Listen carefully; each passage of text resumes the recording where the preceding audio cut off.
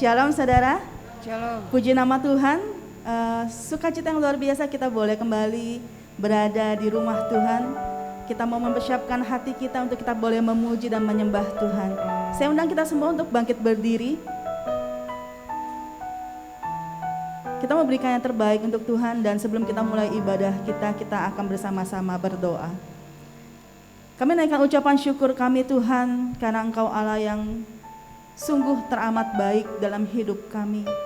Apapun yang kami hadapi hari-hari ini Bapa, kami percaya satu hal, bahwa Engkau tidak pernah sekalipun meninggalkan kami. Dan pagi hari ini suatu kerinduan bagi kami semua, untuk kami boleh mempersembahkan pujian, penyembahan kami yang terbaik hanya untuk Tuhan. Kami percaya Engkau ada di tengah-tengah kami Bapa. Biarlah pengurapan-Mu turun atas semua kami, dan biarlah pujian kami boleh menyenangkan hati Tuhan. Kami serahkan ibadah kami dari awal hingga pada akhirnya hanya ke dalam tangan kasih-Mu. Haleluya. Terima kasih Tuhan.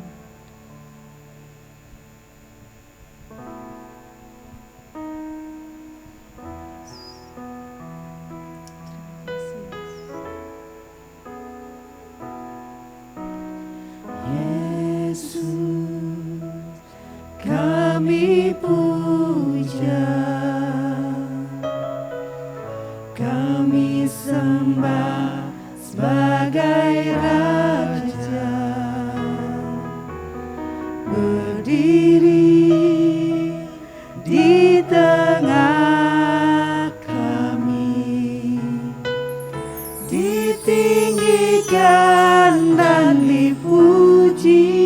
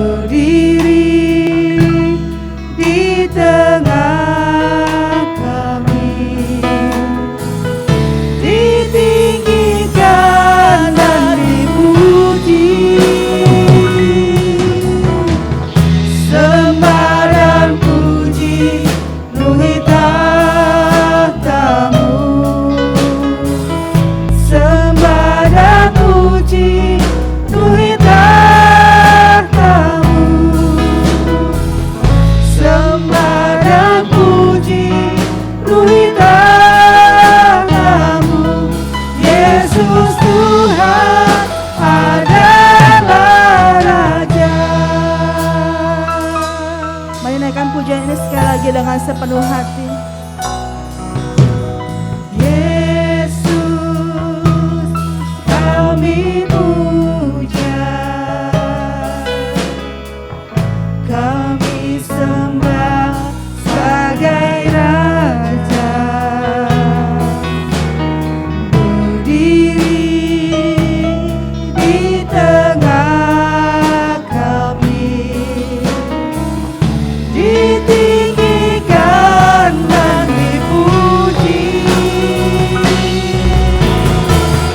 sembah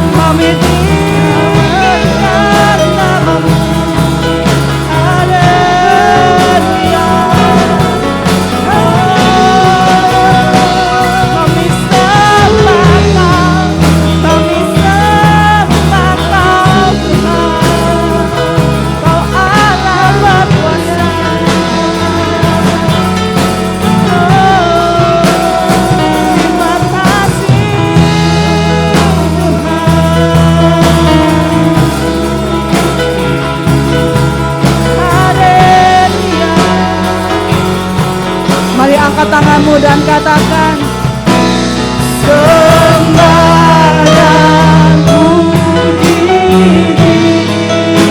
Dia, sembah dan puji Dia, sembah dan puji Dia, Sang Raja. Sembah dan puji, sembah dan puji Dia, sembah dan puji Dia, sembah dan puji Dia, Sang Raja.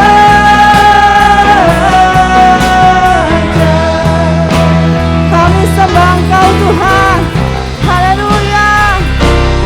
Sembah dan puji Dia, sembah dan puji Dia, sembah dan puji Dia, Sang Raja. Katakan sembah dan puji. Sembah dan puji Dia, Sang Raja. Sembah dan puji, sembah dan puji Dia, Sang Raja. Haleluya, berikan sorak-sorai Tuhan kita. Glory, haleluya Tuhan. Terima kasih Bapa, kami siap untuk memuji dan menyembah-Mu. Mari kita semua yang siap diberkati sama-sama katakan amin. Haleluya, shalom. Saudara bersuka cita? Oh, belum kedengeran suaranya. Saudara bersuka cita? Amin. Glory, haleluya. Kita mau tinggikan Tuhan. Kita mau memuji Tuhan. Dialah Allah yang turun ke dunia untuk menyelamatkan kita semua.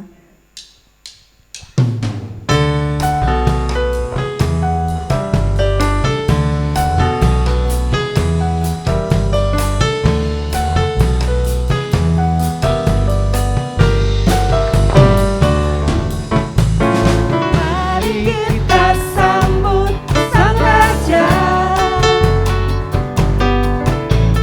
Mari kita puji nama-Nya.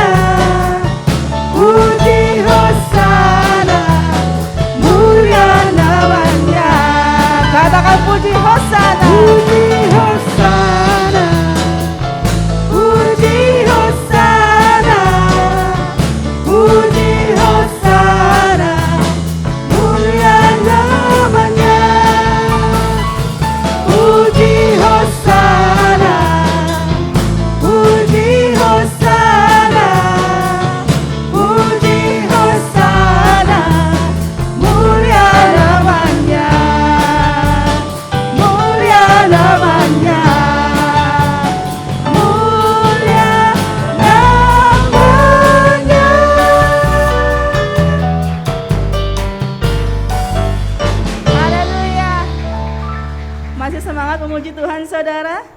Kita mau bersorak-sorai, Dialah Allah yang telah menyelamatkan kita. Kita akan terus memuji dan menari untuk Tuhan.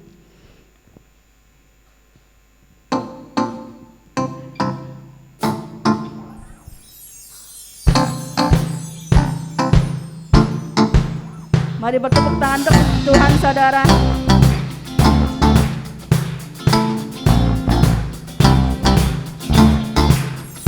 Kasih yang begitu besar, lebih kuat dari dosa. Kasih yang menemukanku, selamatkan dan pulihkanku.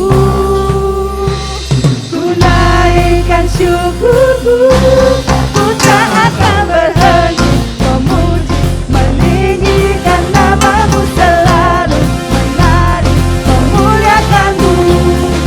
Dibebaskan, dibangkitkan, hidup yang kau beri, dan ini hanya untukku.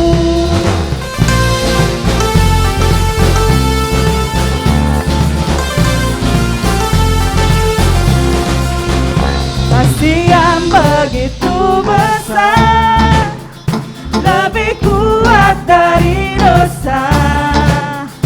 Kasih yang menemukanku, selamatkan dan pulihkanku. Ku naikkan syukurku, ku tak akan berhenti memuji, meninggikan namamu selalu, menari, memuliakanmu. Dibebaskan, dibangkitkan, hidup yang kau beri, dan kini hanya untukmu.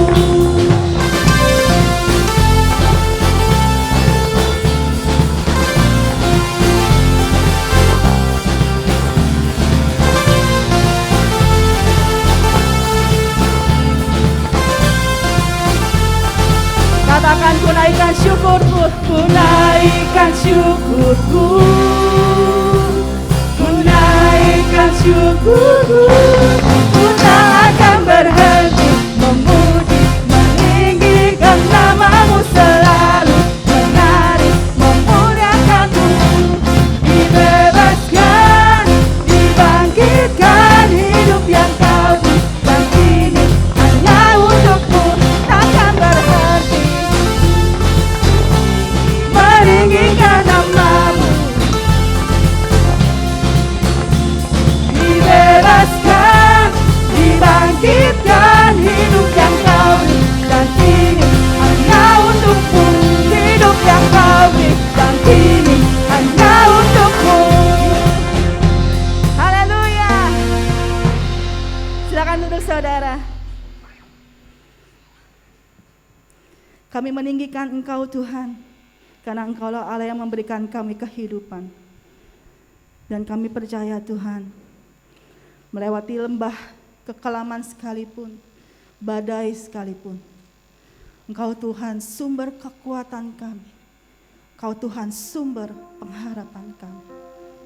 We thank you Lord, terima kasih Bapa. Terima kasih Tuhan. Haleluya.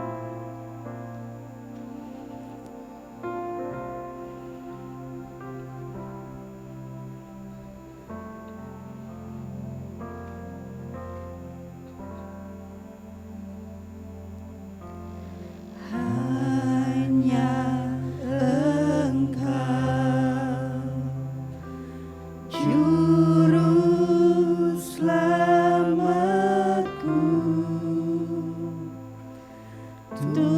Tuhan Kau setia padaku.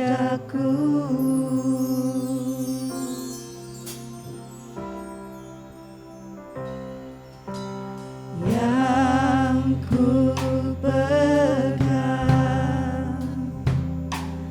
hanya janji-Mu. Ku percayakan hidupku.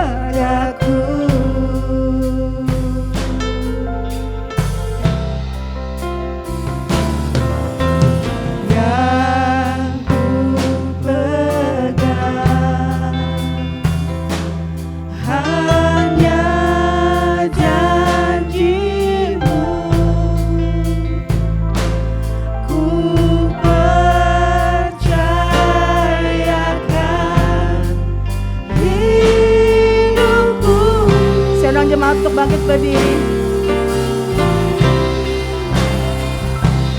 Ku sembah Kau Allahku, Bapa dan sahabatku. Kau yang pedulikan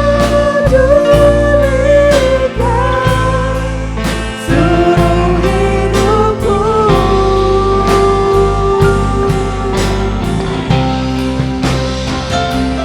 Walau lewati lembah, aku tak ditinggalkan. Yesus kekuatan di hidupku. Kami sembah Kau Tuhan. Ku sembah Kau Allahku, Bapa dan sahabatku. Kau yang pedulikan seluruh hidupku.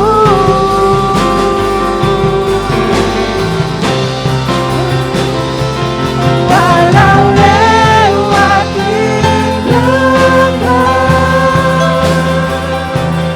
aku tak ditinggalkan. Yesus kekuatan di hidupku. Hanya Engkau kekuatanku Tuhan. Yesus kekuatan di hidupku.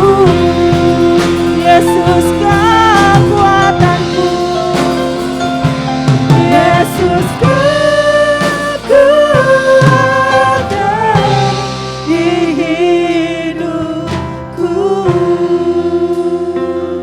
Kepada hambanya waktu di tempat saya silakan.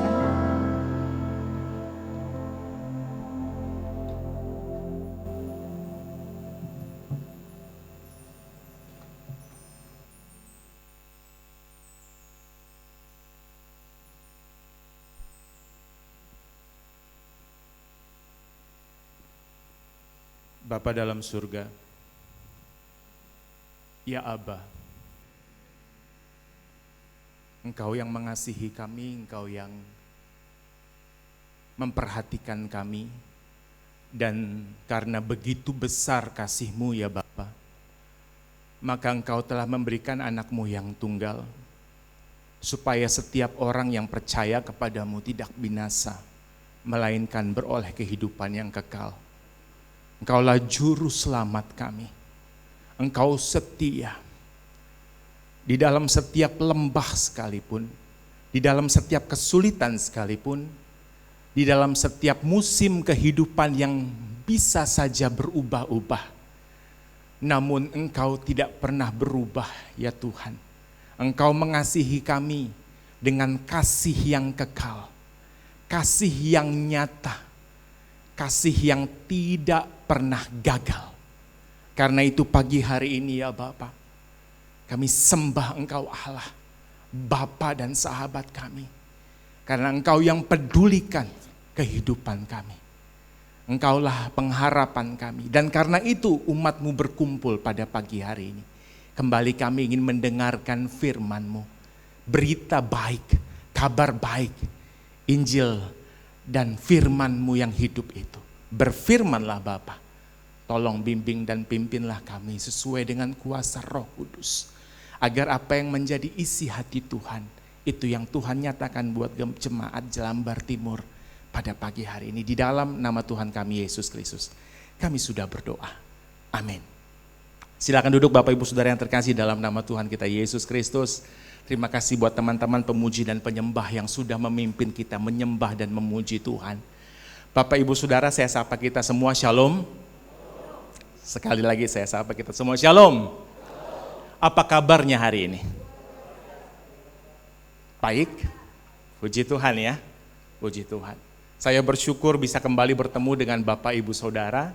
Berterima kasih untuk kesempatan yang diberikan oleh gereja, jemaat, gembala untuk boleh menyampaikan kebenaran firman Tuhan.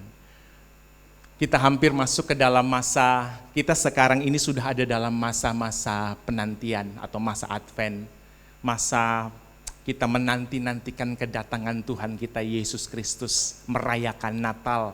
Karena kasih Allah yang begitu besar, Dia telah memberikan anaknya yang tunggal. Bagi siapakah kasih Allah itu dinyatakan Bapak Ibu Saudara?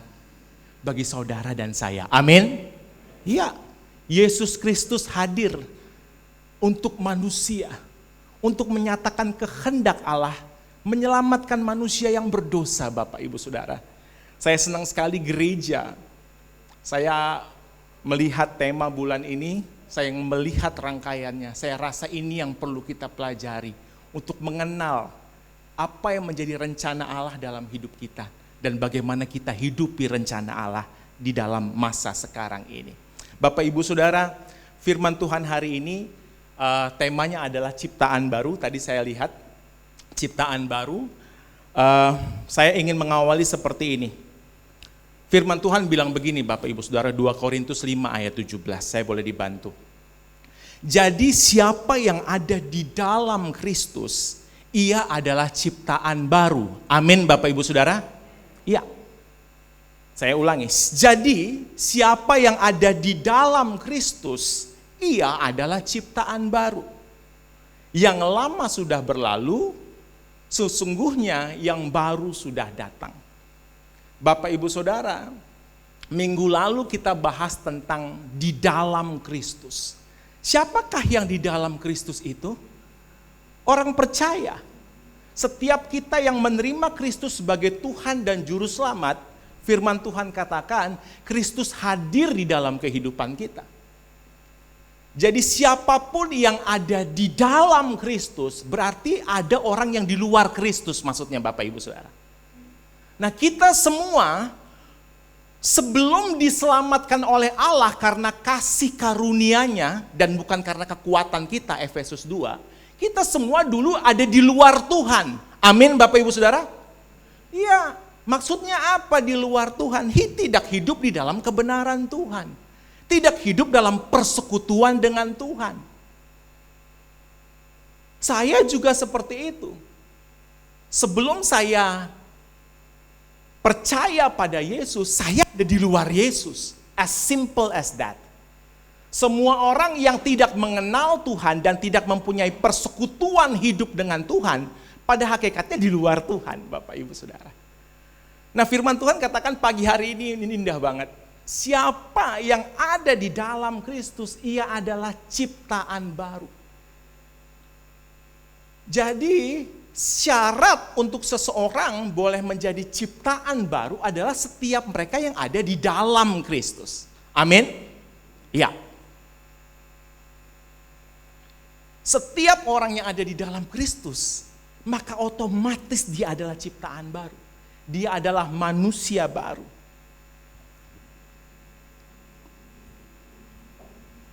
Bapak Ibu Saudara,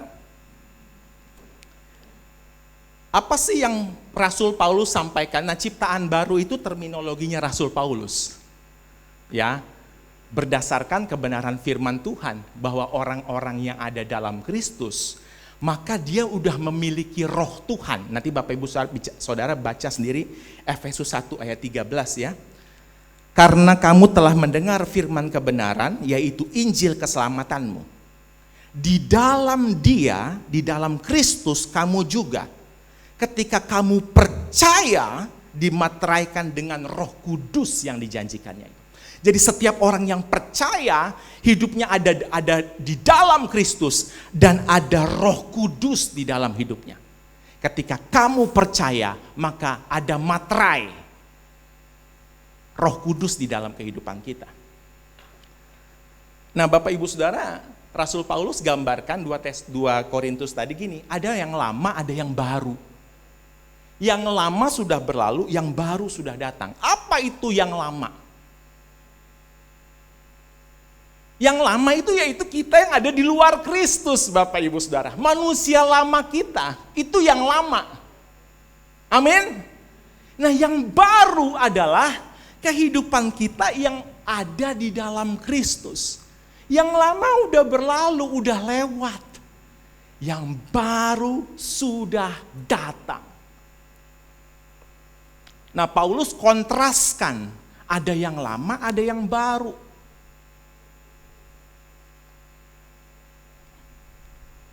Ketika kita percaya pada Kristus, maka sekarang kita udah menjadi ciptaan baru, manusia baru. Yang lama, identitas lama sudah berlalu.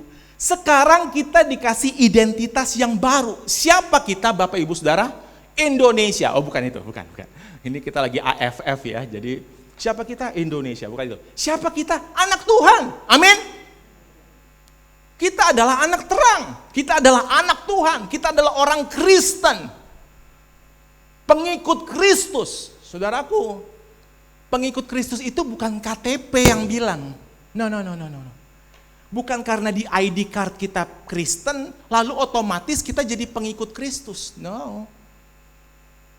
Pengikut Kristus adalah orang yang hidupnya dipengaruhi oleh Kristus yang ada dalam dirinya, memiliki persekutuan dengan Tuhan, dan juga hidup di dalam tuntunan Roh Kudus yang ada di dalam dirinya. Itu pengikut Kristen. Itu pengikut Kristus maksud saya.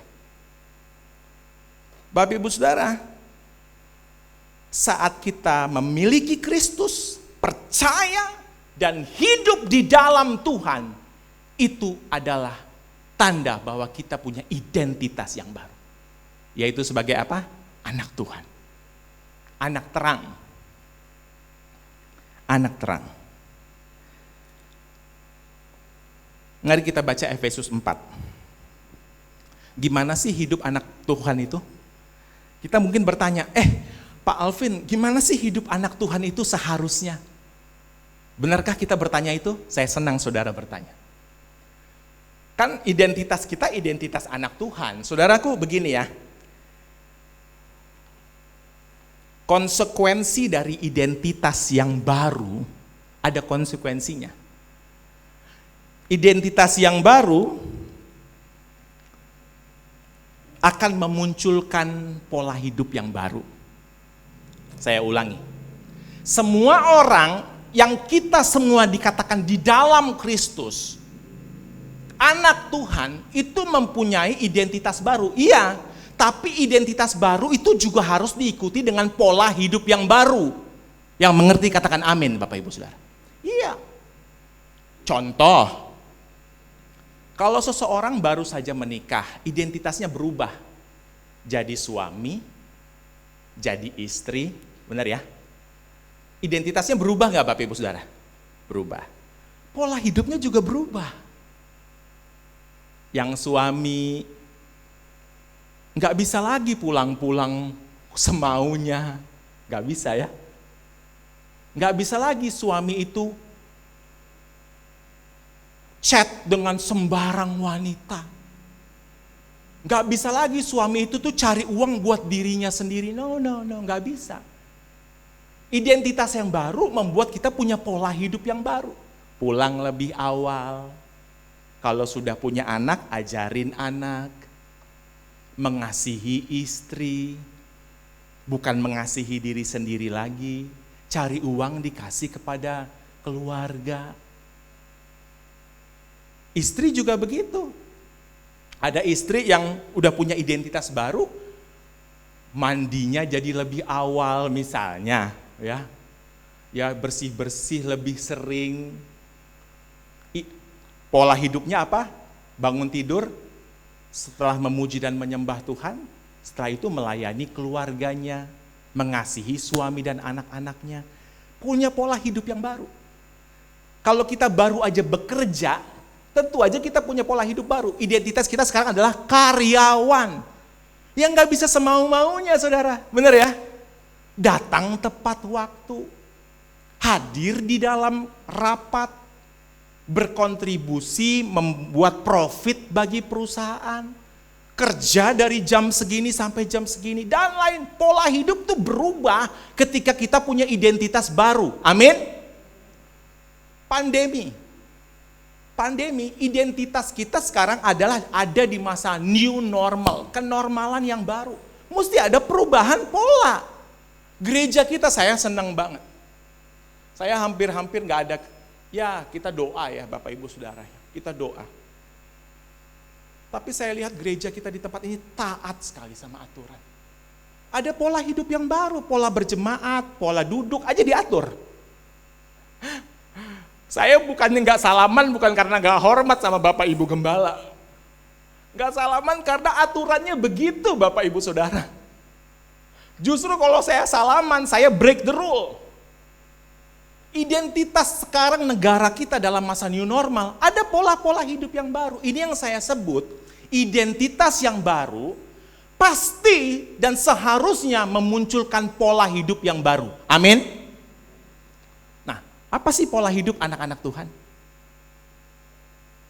Setelah kita disebut di dalam Kristus, saya percaya Ibu Willis sudah sampaikan minggu lalu. Di dalam Kristus, lalu apa setelah itu? Apakah cuman identitas saja? No, nggak bisa saudaraku, nggak bisa. Semua orang yang punya identitas baru mesti punya pola hidup baru agar dia bisa mengikuti identitasnya. Kalau kita punya identitas baru tapi nggak punya pola baru, udah jadi suami tapi masih keluyuran malam, nggak juntrungan yang nggak jelas. Udah punya istri tapi prioritas pertama bukan keluarga.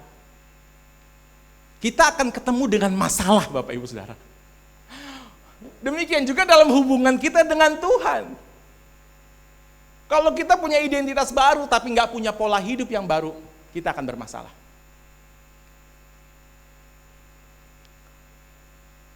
Dan ketahuilah, yang memaksa kita, yang menginginkan kita untuk punya pola hidup yang baru, adalah Kristus itu sendiri. Namanya juga manusia lama ya. Kalau enggak punya keinginan untuk hidup benar di dalam Tuhan. Manusia lama saya, contohnya saya suka nyanyi, tapi enggak suka baca Alkitab. Waktu itu Bapak Ibu Saudara. Saya terima Kristus 90, kalau nggak salah 2000, tahun 2000. Saya udah ada di dalam Tuhan sudah sekitar 20 tahun. Usia saya sekarang 43. Jadi umur 1 sampai umur 23 saya hidup di luar Kristus. Saya lakuin apa yang saya mau aja. Justru di dalam perjalanan saya mengikuti Tuhan, saya lihat Tuhanlah, Kristuslah yang mengubahkan kehidupan saya. Lewat banyak hal, lewat firman-Nya, lewat persekutuan orang percaya, lewat pergumulan dan penderitaan serta kesusahan dan lain sebagainya. Kristuslah yang menajamkan, memperbaiki kita. Firman Tuhan katakan begini, bahwa Tuhan itu adalah, Yesus adalah pokok anggur yang benar, kita adalah apa? Ranting-rantingnya. Bapa sang pengusaha itu membersihkan. Firman Tuhan itu, contoh saudara bisa baca dalam Yohanes 15 ya. Tuhan itu, Allah itu aktif membersihkan. Kalau ada ranting yang tidak baik, dipotong, dibersihkan supaya makin berbuah. Itu tandanya apa? Kristus dan Allah lah yang punya andil untuk membuat kita jadi manusia yang lebih baik, manusia baru. Tapi kita juga harus mengikuti pola hidup yang sudah disampaikan. Jadi itu bukan cuma pekerjaan Tuhan Bapak Ibu Saudara. Roh Kudus yang ada dalam diri kita memampukan kita untuk punya pola hidup yang sesuai dengan kebenaran Tuhan. Amin. Mari buka Efesus 4. Efesus 4.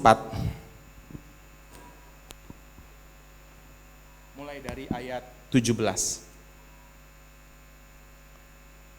Surat Efesus ditulis oleh Rasul Paulus kepada jemaat Kristus, temanya adalah gereja sebagai tubuh Kristus. Jadi ada dua tema, gereja adalah tubuh Kristus, di dalamnya bahas tentang kehidupan manusia baru. Yang kedua, kehidupan praktis manusia baru itu dalam jemaat. Perhatikan ini. Rasul Paulus tulis kepada jemaat di Efesus, tema utama dari surat Efesus adalah gereja. Gereja, kita semua sebagai tubuh Kristus, yang di dalamnya ada manusia baru. Ini semua manusia-manusia baru. Kemudian panduan untuk kehidupan praktis sesama manusia baru. Jadi sesama manusia baru kita mesti tahu apa yang kita mesti lakukan dan apa yang kita tidak boleh lakukan, Bapak Ibu Saudara. Nah, Efesus 4 membahas tentang kehidupan manusia baru. Yuk kita baca sebentar ya. Kita baca.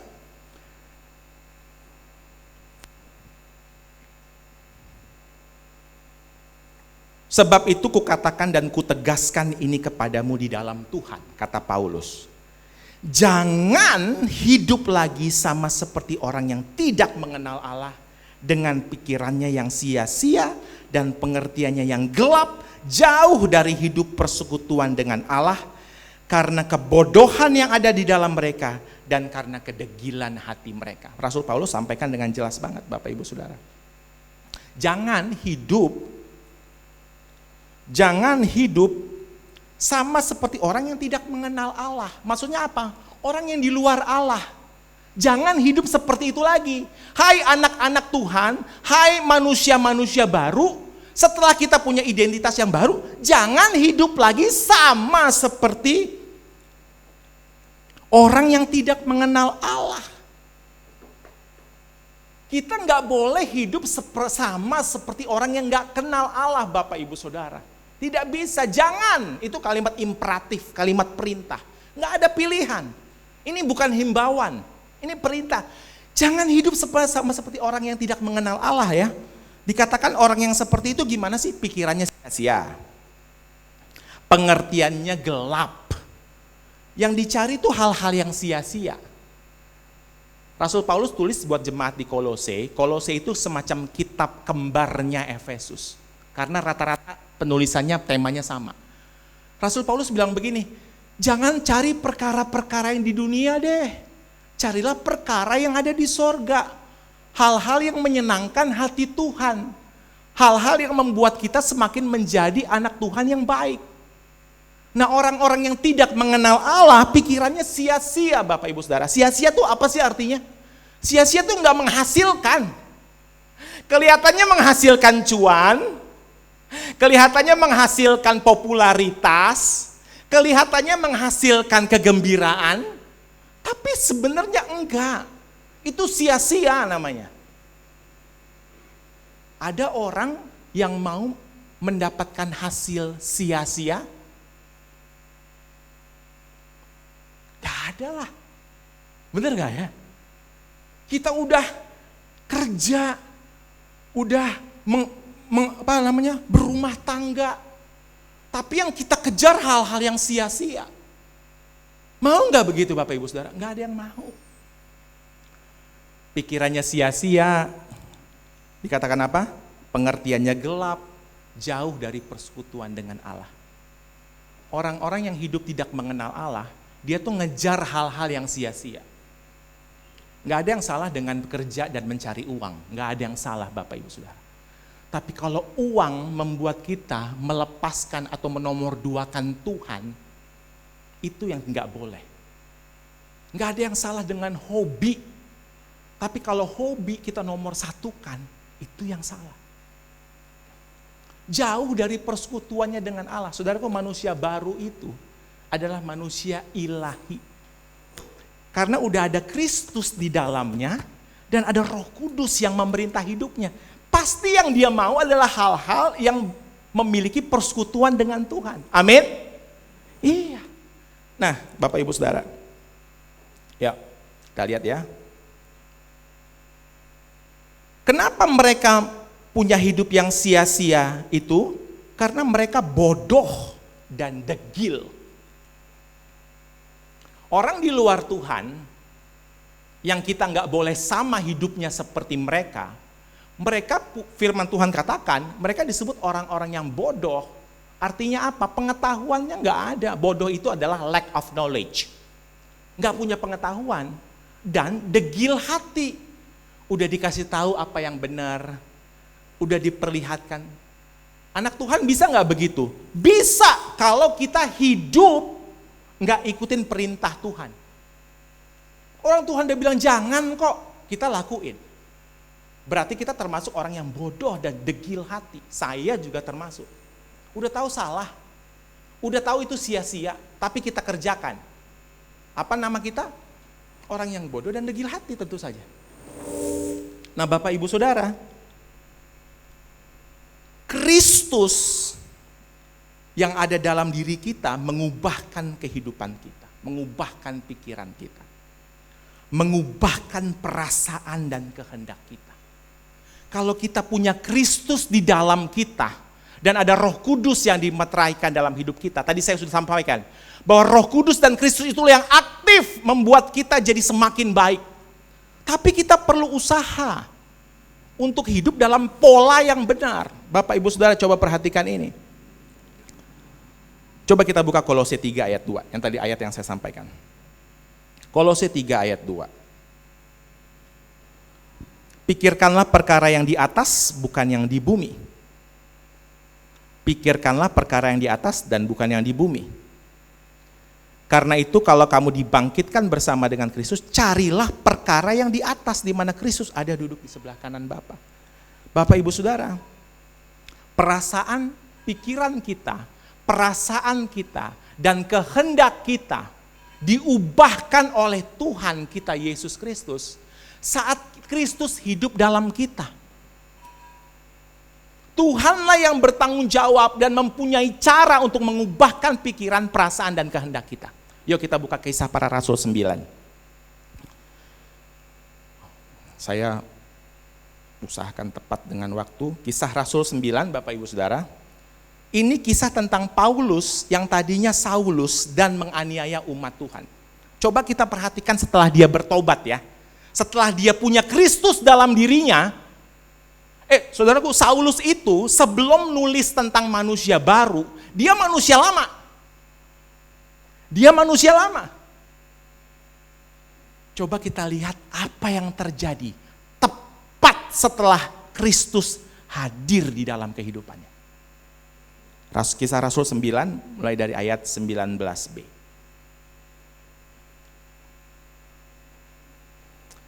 Setelah Saulus di ayat 18 begini. Paulus kan ditemui oleh Yesus di perjalanan menuju Damsyik. Dan akhirnya Saulus bertobat. Tepat setelah dia bertobat, ini yang dicatat oleh Kisah Para Rasul. Saulus tinggal beberapa hari bersama-sama dengan murid-murid di Damsyik. Ketika itu juga ia memberitakan Yesus di rumah-rumah ibadat dan mengatakan bahwa Yesus adalah anak Allah. Saudara, Bapak Ibu Saudara baca yuk 2-2-3 ayat 20. 1, 2, 3.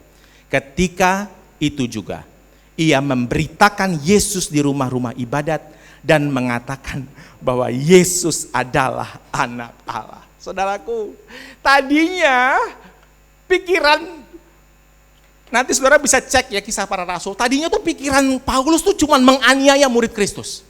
Menghajar, membawa orang anak-anak Tuhan ke penjara. Tadinya cuma itu yang ada dalam pikirannya. Bukan cuma pikiran, perasaannya, firman Tuhan katakan gini, perasaannya itu penuh dengan amarah. Penuh dengan keinginan untuk membawa anak-anak Tuhan supaya dipenjara dan dibunuh. Itu perasaannya.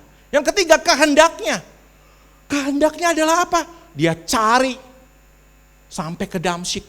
Dia adalah orang nomor 1 penganiaya umat Tuhan. Coba perhatikan ayat 20 yang tadi saudara baca. Setelah Kristus ada di dalam dia, lihat bagaimana ayat 21 bahkan bilang begini saudaraku. Ayat 21, semua orang yang bilang bahwa yang mendengar hal itu heran dan berkata, kan dia ini orang yang di Yerusalem yang mau membinasakan barang siapa yang memanggil nama Yesus. Kan dia kesini datang untuk menangkap kita dan membawa kita ke hadapan imam-imam negara. Kenapa sekarang justru dia memberitakan bahwa Yesus adalah anak Allah? Bapak Ibu Saudara perhatikan. ketika orang ada di dalam Kristus. Nggak nunggu lama. Ini nggak ada tulisannya dia nunggu lama loh. Ayat sebelumnya bilang begini memang. Setelah ia makan, pulihlah kekuatannya. Saulus tinggal beberapa hari. Cuman beberapa hari. Langsung pikiran, perasaan, dan kehendak Paulus diubahkan. Bapak Ibu Saudara. Apa sih yang dia lakukan? Jelas banget kok ayat firman Tuhan bilang begini. Ia mengatakan bahwa ia memberitakan Yesus, itu yang pertama. Yang kedua, ia mengatakan bahwa Yesus adalah anak Allah. Jadi dia bersaksi, Bapak Ibu Saudara, bersaksi. Dia beritakan Yesus dan bilang bahwa Yesus adalah anak Allah. Saudaraku, lihat bagaimana pikiran, perasaan, dan kehendak Paulus dirubah. Kita juga begitu, Bapak Ibu Saudara. Ketika kita jadi manusia baru, Kristus ada dalam diri kita, maka yang kita inginkan adalah pikiran kita ingin mengenal Tuhan Yesus lebih lagi. Amin? Iya, pengen bersekutu dengan Tuhan, pengen datang ibadah, pengen ibadah kaum wanita, ibadah pemuda. Saya ingat banget waktu dulu saya pemuda, pertama kali datang pemuda. Aduh, rasanya tuh pengen datang terus, Bapak Ibu Saudara. Karena ketemu dengan anak-anak muda yang mengenal Tuhan. Yang setiap kita persekutuan, kita baca firman Tuhan, lalu kita diskusi. Nah, orang-orang yang di dalam Kristus itu pengennya tuh bersekutu dengan Tuhan.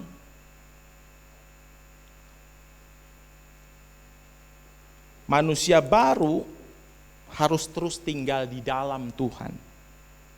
Dan dibersihkan agar kita semakin berbuah banyak. Manusia baru harus memiliki pola dan cara hidup yang baru. Apa sih pola hidup yang baru yang harus dimiliki oleh anak Tuhan? Pertama, orang yang mengenal Tuhan hidup dalam tujuan-tujuan yang baru. Tujuan hidup anak manusia baru apa sih? Mengenal Allah.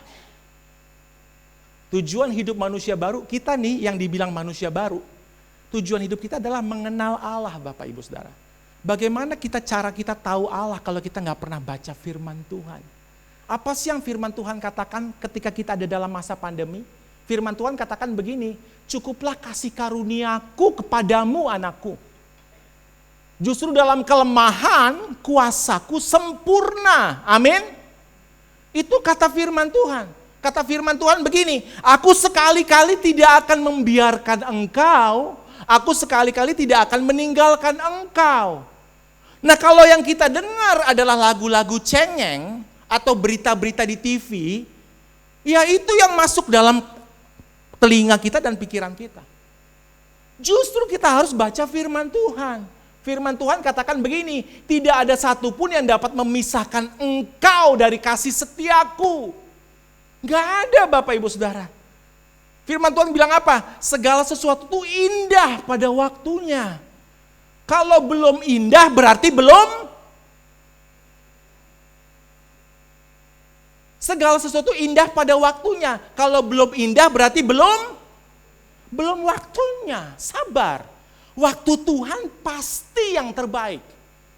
Makanya memuji Tuhan. Waktu Tuhan pasti yang terbaik, walau kadang tak mudah dimengerti. Lewati cobaan, ku tetap percaya waktu Tuhan pasti yang terbaik. Bapak Ibu Saudara, orang manusia baru, dia mempunyai tujuan hidup yang baru, yaitu mengenal Allah. Filipi 3 ayat 10. Bersekutu dengan Allah. Tadi ya, ayat 17 dan 18. Dan hidup bagi Allah. Coba kita buka sama-sama Roma 6 ayat 11. Saya boleh dibantu? Usia tidak bisa membohongi ya Bapak Ibu Saudara. Ini udah mulai mesti sering pakai kacamata. Roma 6 ayat 11.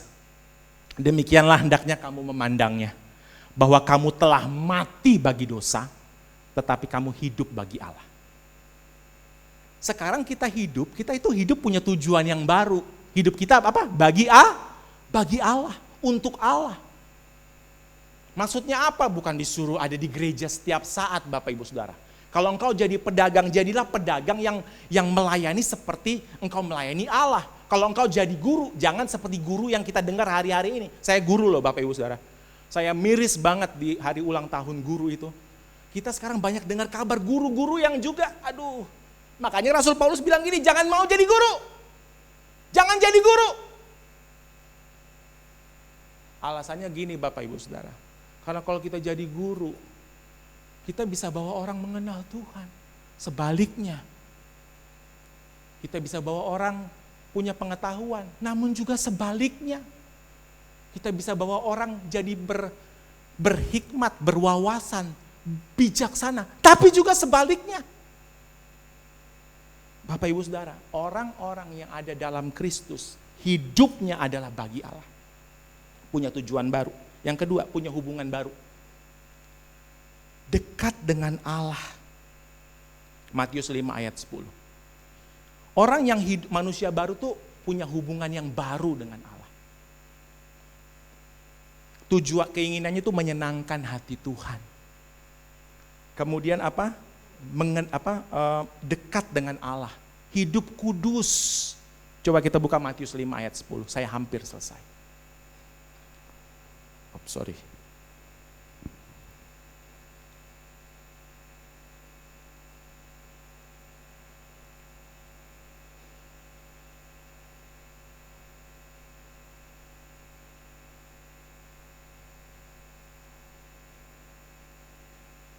Berbahagialah kamu jika kamu dicela dan dianiaya dan kepadamu difitnahkan segala yang jahat.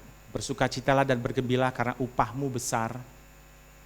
Sebab demikian juga telah dianiaya nabi-nabi yang sebelum engkau. Bapak Ibu Saudara, dalam kesulitan sekalipun firman Tuhan katakan, jika karena kita mengikut Tuhan, jika karena kita hidup bagi Tuhan, kita memelihara hubungan Tuhan, kita mengalami aniaya yang jahat, berbahagia dan bersukacitalah. Orang yang hidup bagi Tuhan itu gak mudah Bapak Ibu Saudara. Dia harus menyangkal diri, memikul salib, dan mengikut Tuhan. Nah, orang-orang dengan identitas manusia baru, punya pola hidup, dia ingin membangun hubungan baru. Bukan hanya dengan Tuhan, tapi juga dengan sesama Bapak Ibu Saudara. Pingin punya hubungan yang baik dengan sesama. Dan yang terakhir, orang yang hidup dalam identitas manusia baru, punya pola hidup dalam komunitas yang baru. Dalam lingkungan umat Tuhan Bapak Ibu Saudara. Coba kita buka ayat padanan dari Efesus 5, yaitu Kolose 3. Ini bagian terakhir. Kolose 3. Manusia baru. Kita buka yuk mulai dari ayat 12. Saya rindu kita semua baca pelan-pelan saja. Kolose 5 ayat 12 sampai ayat 17. Ini yang harus ingat bahwa kitab Efesus dan Kolose bicara soal jemaat. Yang isinya adalah manusia baru. Yang mengatur bagaimana hubungan hidup praktis dalam hidup sebagai sesama anak Tuhan. Yuk kita buka, kita baca sama-sama ya. Mulai dari ayat 12 pelan-pelan saja. 2, 3. Karena itu, sebagai orang-orang pilihan Allah yang dikuduskan dan dikasihinya, kenakanlah belas kasihan, kemurahan, kerendahan hati, kelemah lembutan, dan kesabaran. Sabarlah kamu seorang terhadap yang lain, dan ampunilah seorang akan yang lain, apabila yang seorang menaruh dendam terhadap yang lain. Sama seperti Tuhan telah mengampuni kamu, kamu perbuat jugalah demikian. Dan di atas semuanya itu, kenakanlah kasih, sebagai pengikat yang mempersatukan dan menyempurnakan. Hendaklah damai sejahtera Kristus memerintah dalam hatimu, karena untuk itulah kamu telah dipanggil menjadi satu tubuh, dan bersyukurlah.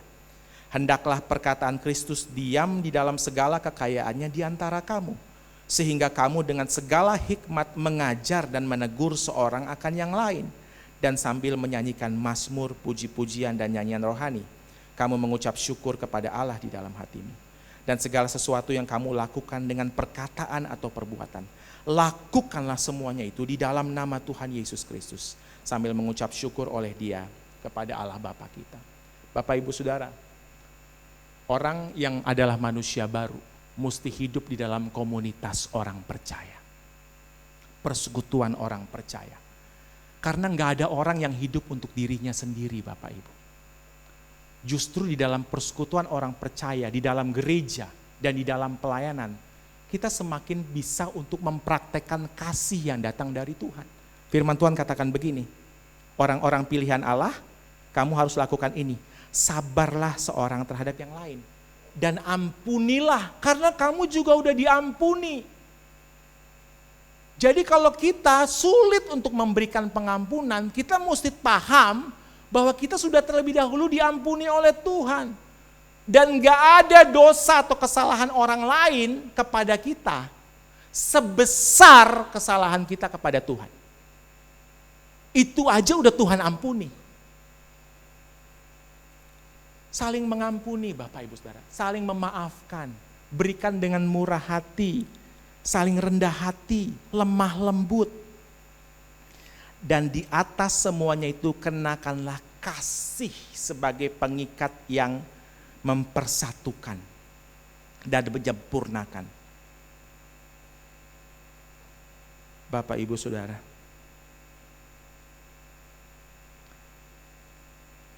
kasih itu bukan berarti semuanya boleh loh.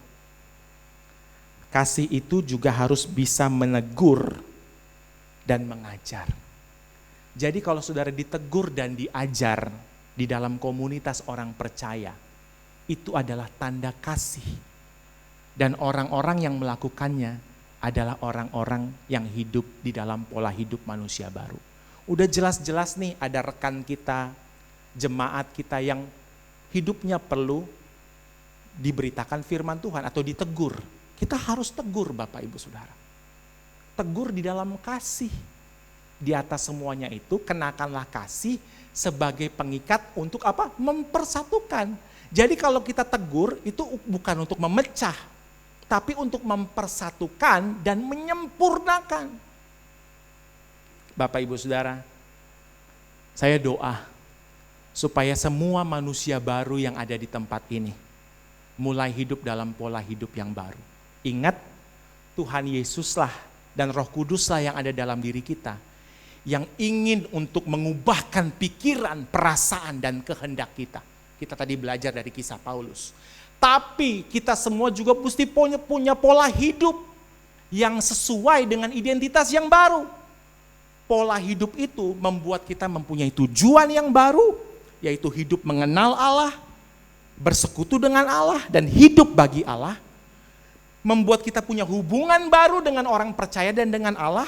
Kita semakin intim dengan Allah, baca Alkitab, berdoa, bersaksi. Kita ingin menyenangkan hati Tuhan.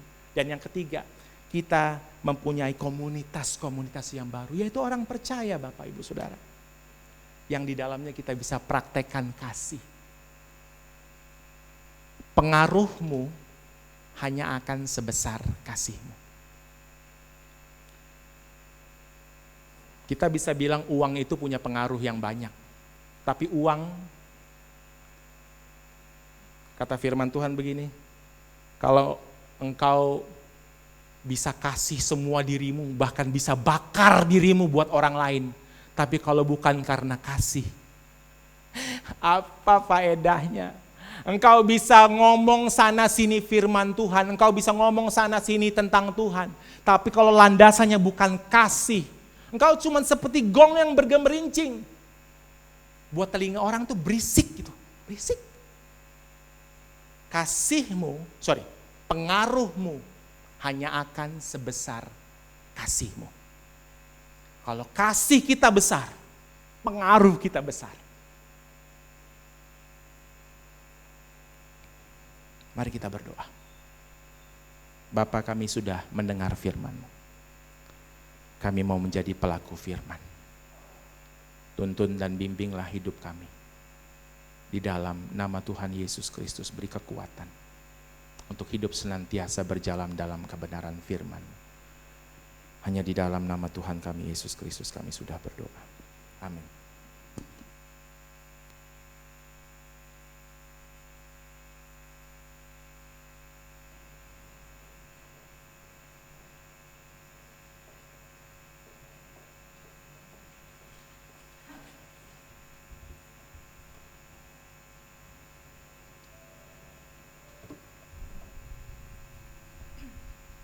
Puji Tuhan, berapa banyak saudara diberkati pagi hari ini, boleh lambaikan tangannya. Boleh kasih kemuliaan buat Tuhan kita Yesus Kristus, haleluya. Bersyukur buat firman Tuhan yang kita dengar pagi hari ini yang menyegarkan ingatan kita kembali bagaimana kita menjadi ciptaan yang baru di dalam Tuhan untuk menghidupi tujuan-tujuan baru, bahkan hidup di dalam komunitas yang Tuhan sudah percayakan. Dan khususnya bagi saudara sekalian yang ada di dalam GBI Jelambar Timur ini menjadi keluarga, dan kita juga boleh menjadi kepanjangan tangan Tuhan untuk kita juga bisa menjadi saksi, menjadi berkat dimanapun kita berada. Kami diberkati dan bersuka cita atas pelayanan Bapak Alvin pada saat pagi hari ini. Tuhan Yesus memberkati. Baik, saat ini kita akan memberikan korban syukur kita. Mari kita mempersiapkan diri kita dan saya mempersilahkan untuk pelayan persembahan dapat maju ke depan untuk mempersiapkan diri.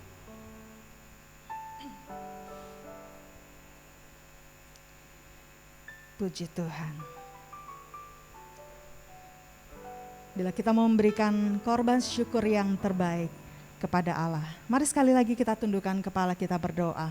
Bersyukur buat kasih setiamu yang tidak pernah berhenti dan tidak pernah habis rahmat-Mu dalam hidup kami Tuhan. Engkau sungguh baik, Engkau memelihara hidup kami sehingga hari ini kami ada sebagaimana kami ada, dan kami bersyukur jikalau saat ini kami berkesempatan untuk membawa korban syukur kami di hadapan Tuhan. Bukan karena kami mampu atau kami punya, karena semua ini adalah berasal dan menjadi milik Allah yang Tuhan percayakan dalam hidup kami. Dan saat ini kami mau memberi karena kami mengasihi Tuhan. Kami mau memberi karena kami mencintai Tuhan. Dan kami mau memberi dengan hati yang penuh dengan ucapan syukur dan sukacita, sebab Engkau telah terlebih dahulu memberi banyak dalam hidup kami. Terimalah persembahan kami Tuhan, biarlah nama-Mu yang ditinggikan dan dipermuliakan. Di dalam nama Tuhan Yesus, yang siap memberi sama-sama katakan amin. Selamat memberi yang terbaik, Tuhan Yesus memberkati. Dan bagi jemaat yang mengikuti ibadah secara online dari rumah masing-masing, dapat juga memberikan korban syukur kepada Tuhan melalui rekening yang tertera di layar monitor Bapak Ibu sekalian. Dan selanjutnya untuk minggu depan kita akan terus belajar diperlengkapi oleh kebenaran firman Tuhan, bagaimana sebagai ciptaan yang baru kita hidup di dalam panggilan Tuhan. Dan minggu depan kita akan dilayani oleh Bapak Charlton Anton Junior. Ibadah dilakukan secara onsite pukul 8 dan pukul 10 pagi. Dan bagi Bapak Ibu yang mengikuti onsite, silahkan untuk mendaftarkan melalui link gereja yang akan di-share melalui WhatsApp setiap hari Kamis. Dan akan ditutup setiap hari Sabtu siang. Dan bagi Bapak Ibu yang mengikuti ibadah secara online dapat mengikuti melalui akun YouTube GBI Jelambar Timur pukul 6 sore. Dan untuk ibadah doa setiap hari Kamis masih tetap berlangsung, tentunya diikuti dengan protokol kesehatan. Setiap hari Kamis pukul 4.30 sore atau setengah 5 sore di tempat ini. Dan untuk ibadah sekolah minggu masih dilakukan secara online, yang bisa diakses melalui akun YouTube GBI Jelambar Timur setiap hari Minggu pukul 8 pagi. Dan untuk ibadah komsel tetap mengikuti jadwal yang sudah ditentukan oleh kakak-kakak sekolah minggu. Dan untuk jadwal ibadah Natal dan Tahun Baru, ya, Bapak Ibu semuanya sudah menerima flyer ini, brosur ini sudah. Ini fungsinya pertama buat ngingetin kita, takut salah hari, salah tanggal, salah jam ya. Jadi Bapak Ibu bisa simpan ini sebagai pengingat, tapi di saat yang bersamaan Bapak Ibu juga boleh ambil ini lebih ya, karena dicetak dalam jumlah yang lumayan banyak. Saudara juga bisa mengundang kerabat ataupun tetangga ya. Jadi jangan menghalangi pandemi ini untuk kita mengajak orang lain juga mengalami sukacita di dalam memperingati atau merayakan Natal ya. Jadi justru kita mau sama-sama bersuka cita karena kita sudah ditebus dan diselamatkan melalui kelahiran Sang Juru Selamat. Nah, di dalam flyer ini di sini ada 3 tanggal penting ya Bapak Ibu ya. Yang pertama adalah untuk Natal ibadah raya diadakan di hari Sabtu pukul 25 tanggal 25 Desember pukul 4 sore. Dan ini hanya dilakukan 1 kali saja. Ya, tanggal 25 Desember itu hari Sabtu pukul 4 sore ya, dan nanti akan dibuka pendaftaran. Waktunya nanti tinggal diinformasikan ya, mungkin seminggu sebelumnya atau berapa hari sebelumnya Bapak Ibu standby saja. Dan saya perlu informasikan bagi Bapak Ibu yang mungkin belum saya selama ini nggak terima nih link registrasi pendaftaran. Caranya bagaimana? Di flyer ini ada nomor WhatsApp GBI Jelambar Timur. Saudara bisa save ya, disimpan nomornya, dan nanti kalau misalkan selama ini belum pernah terima WhatsApp dari GBI Jelambar Timur, saudara bisa langsung kirimkan pesan melalui nomor WhatsApp ini.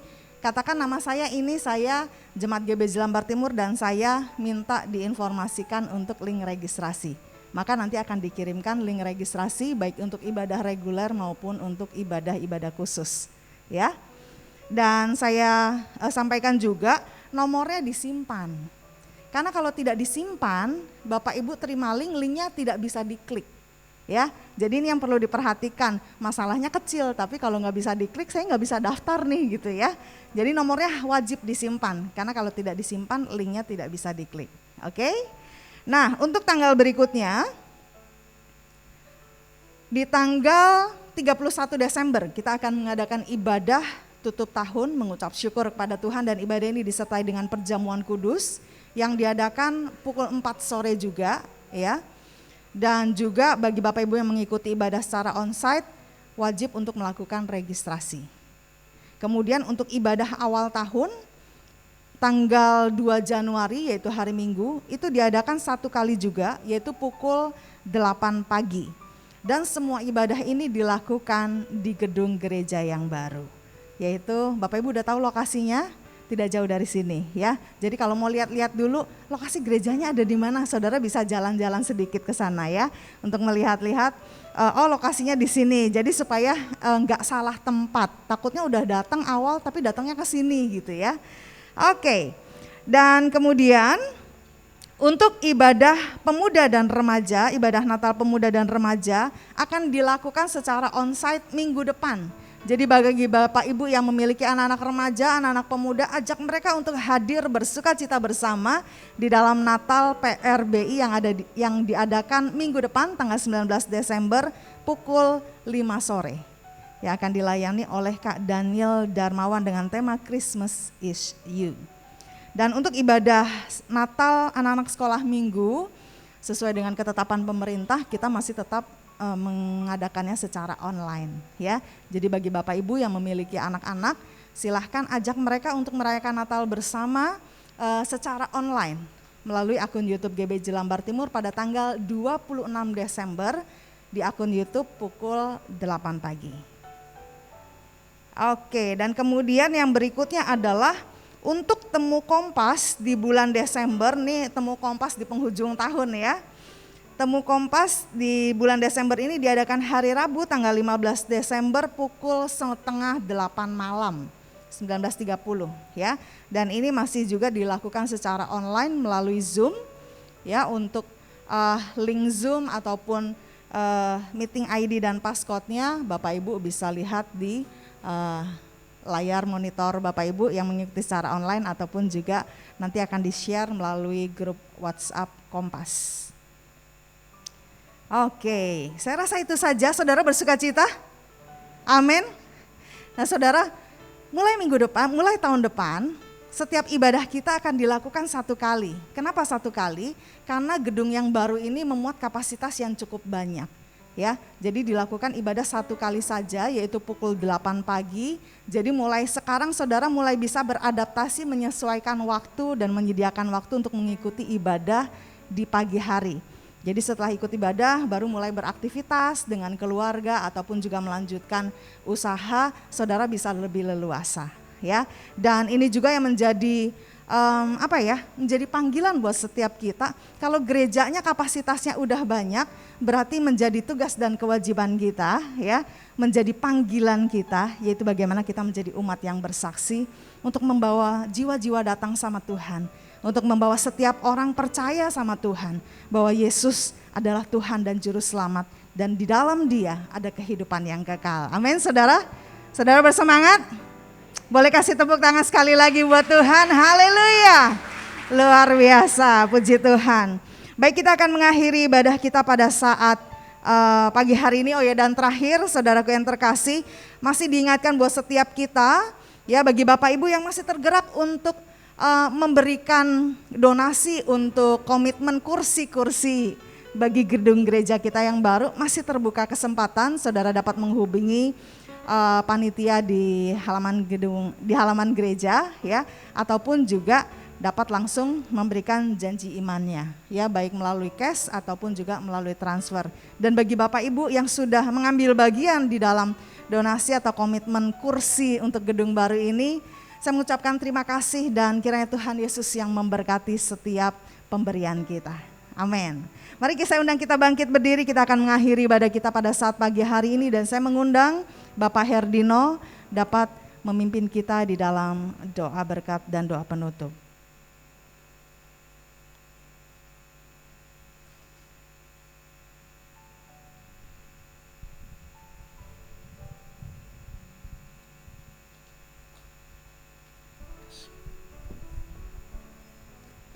Bapa di sorga, kami bersyukur anugerah-Mu yang luar biasa bagi kami jemaat-Mu di tempat ini.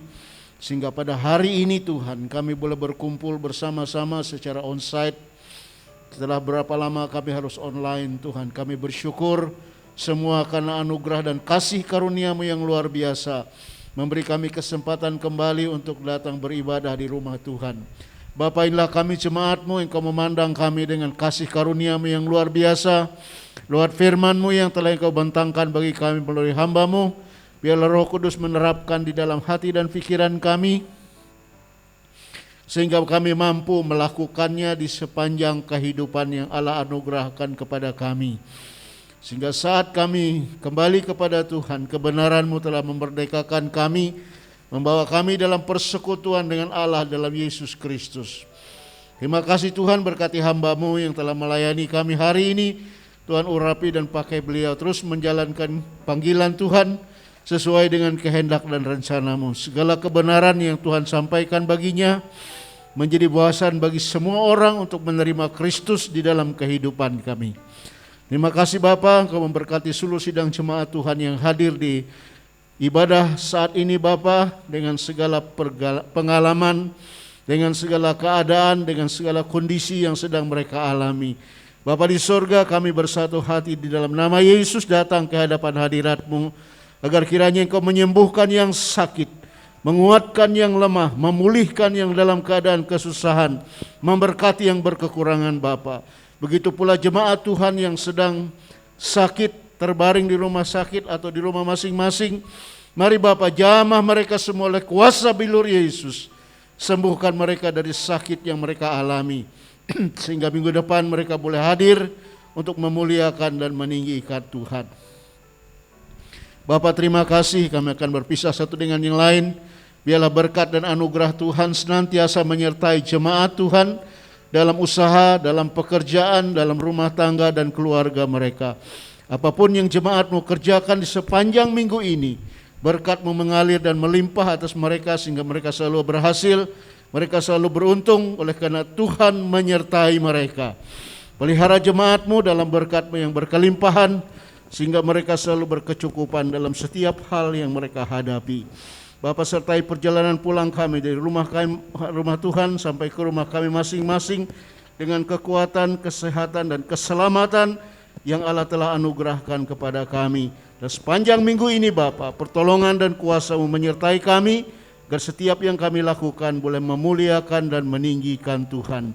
Urapi hati kami dan kuduskan kami, sehingga dalam segala kondisi kami selalu memandang Tuhan yang memberi kami hidup yang baru, yang telah menjadikan kehidupan kami baru di dalam Kristus Yesus.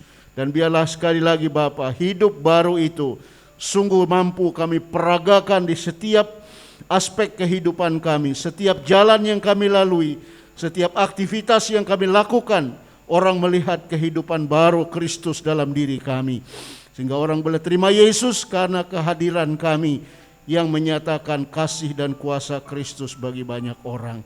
Terima kasih Bapa, kami berdoa menyerahkan bangsa dan negara kami. Berkati Bapak Presiden Joko Widodo dengan wakilnya Bapak Ma'ruf Amin beserta seluruh jajaran menteri serta aparat negara yang melaksanakan tugas kepemimpinan dari Presiden untuk kepentingan dan kemajuan Indonesia. Tuhan menolong dan menyertai mereka. menjadi pemimpin yang arif dan bijaksana, yang mampu membawa Indonesia sungguh-sungguh menjadi negara yang maju, sejahtera, adil dan makmur.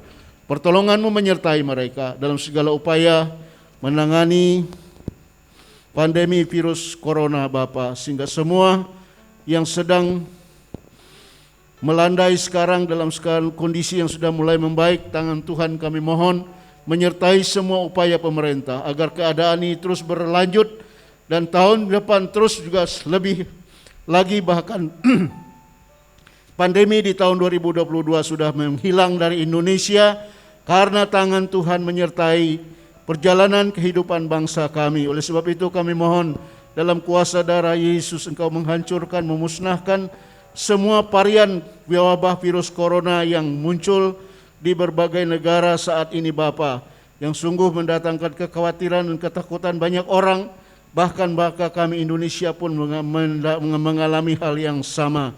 Tuhan tolong kami semua agar kami percaya kuasa mujizat-Mu terus terjadi, sehingga COVID-19 dengan varian yang sangat menakutkan ini tidak masuk di Indonesia, dan orang-orang Indonesia kembali menjadi pribadi-pribadi yang beradaptasi dengan situasi baru, melaksanakan protokol kesehatan sesuai dengan peraturan yang dibuat oleh pemerintah. Bapak terima kasih, berkati bangsa dan negara kami menjadi bangsa yang besar dan memberkati banyak bangsa di muka bumi ini. Perlindungan dan pemeliharaan-Mu atas bangsa kami menyertai aparat pemerintah negara kami, dan mampukan kepala negara kami bersama jajarannya untuk menangani berbagai macam persoalan di bidang sosial, politik, ekonomi, dan juga masalah-masalah lain yang berkaitan dengan keamanan dan ketertiban kehidupan masyarakat Indonesia. Terima kasih Tuhan, inilah doa permohonan kami naikkan ke hadirat Bapa dengan pengucapan syukur di dalam nama Yesus Kristus Tuhan Allah kami. Haleluya, haleluya. Tuhan memberkati dan menyertai engkau. Tuhan menyinari engkau dengan wajah-Nya dan memberi engkau kasih karunia. Tuhan menghadapkan wajah-Nya kepadamu dan memberi engkau damai sejahtera. Kekasih-kekasih Tuhan pulanglah dan bawalah segala anugerah dan berkat dari Allah Bapa, kasih karunia dari Yesus Kristus oleh pertolongan, penyertaan kuat kuasa Roh Kudus yang menyertai kita sekalian dan mempersekutukan kita hari ini sampai Tuhan Yesus datang kembali. Haleluya, mari katakan amin, amin. Puji Tuhan, selamat pulang, Tuhan berkati.